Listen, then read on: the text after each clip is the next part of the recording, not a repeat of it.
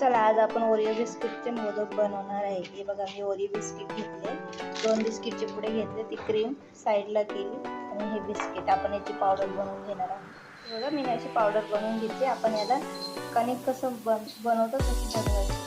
थोडंसं दूध,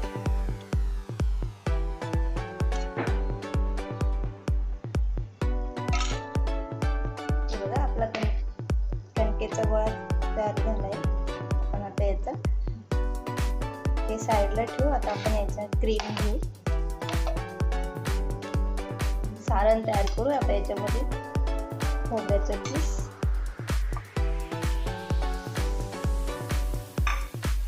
वेलची पावडर मिक्स करून घेऊया आपण। आता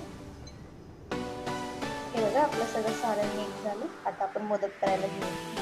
बघा हे मोदक पाहिजे। आता आपण तूप टाकून घेऊया त्याच्यात।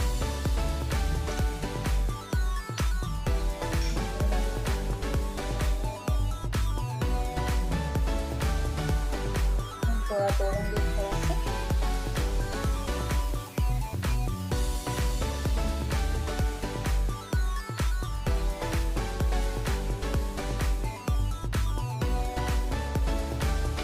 हे असं आपण एक त्याच्यामध्ये असं दाबून घेऊ।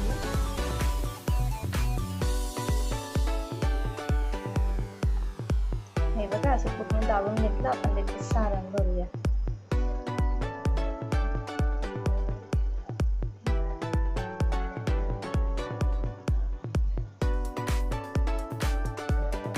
हे बघा